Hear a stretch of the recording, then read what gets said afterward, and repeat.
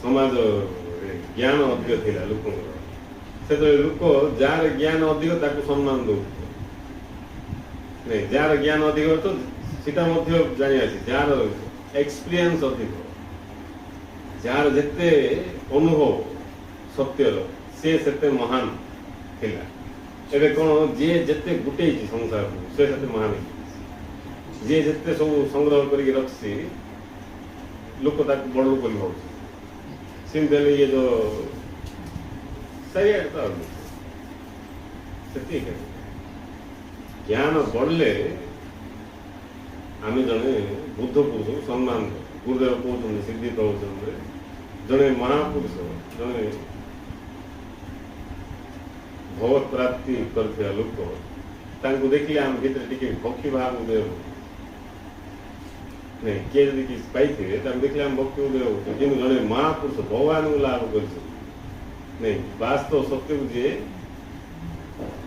ଅନୁଭବ କରିଛନ୍ତି, ତାଙ୍କୁ ଦେଖିଲେ ଆମ ଭିତରେ ଭକ୍ତି ଭାବ ଉଦୟ ହଉଛି। ତାର ଅର୍ଥ ଆମର ଲେଭେଲଟା କେତେବେଳକୁ ପଳେଇଛି। ଆମେ କୋଉ ଜିନିଷକୁ ଦେଖିକି ସେ ସବୁ ନିର୍ଭର କରୁଛୁ।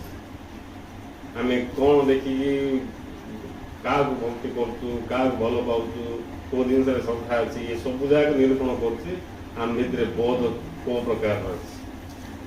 ନାଇଁ, ଯାହା ପାଖରେ ସତ୍ୟ ଜ୍ଞାନ ଥିବ ସେ ସତ୍ୟ ଆଡ଼କୁ ଆକର୍ଷିତ ହେବ। ସଦ୍ଗୁରୁ ଆଡ଼କୁ ସେ ଏକା ଆକର୍ଷିତ ହେବ। ବୁଦ୍ଧ ପୁରୁଷମାନଙ୍କ ଆଡ଼କୁ ସେ ଏକା ଆକର୍ଷିତ ହେବ, ଯାହା ଭିତରେ ବୁଦ୍ଧତ୍ୱର କିଛି ଝଲକ ପ୍ରକଟ ହେଇଛି। ସେ ଏକା ବୁଦ୍ଧ ପୁରୁଷ ଆଡ଼କୁ ଆକର୍ଷିତ ହେବ। ସେ ଏକା ସତ୍ୟକୁ ଜାଣିବା ପାଇଁ ତତ୍ପର ହେଇକି ଉଠିବ। ତାକୁ ଆନନ୍ଦ ଆସିବ। ଆନନ୍ଦ ଆସିଲେ ତ କିଏ ଆଗକୁ ବଢ଼ିବ। ଆନନ୍ଦ ଆସୁନି ତ ତା ପାଇଁ ଏଇଟା ଫିଟ୍ ନାହିଁ। ଯାଇକି ରାଉଣ୍ଡ ମାରିକି ଆସିବା କଥା।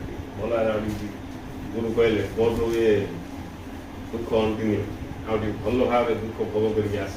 କିଛି ଚିନ୍ତା ନାହିଁ, ଅନନ୍ତ ଏଇଟା କାକୁଟିବାରେ କିଛି ନାହିଁ।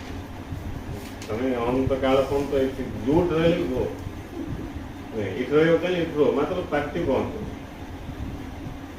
କୋଉ ହାଲ୍ଲା ରଡ଼ି ଛାଡ଼ିଲେ କିଏ ଶୁଣିବେନି। ନାଇଁ, କୋଉ ପ୍ରାର୍ଥନା ତମର ଦୁଃଖ ଦୂର କରିପାରିବନି, କିଏ ଦୁଃଖ ଦୂର କରିପାରିବନି। କେବଳ ଜ୍ଞାନ ଦ୍ୱାରା ହିଁ ମୁକ୍ତି ମିଳିବ। ଯୋଉ ଜ୍ଞାନ ଦ୍ୱାରା ମୁକ୍ତି ମିଳିବ ସେ ଜ୍ଞାନ ଲାଭ କରିବାର ଇଚ୍ଛା ନାହିଁ।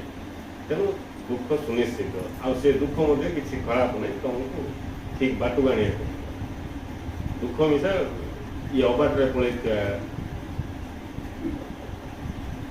ଜୀବ ଯାକୁ ବାଟକୁ ଆଣିକି ତାର ସ୍ୱରୂପ ଆଡ଼କୁ ନେବା ପାଇଁ ବ୍ୟବସ୍ଥା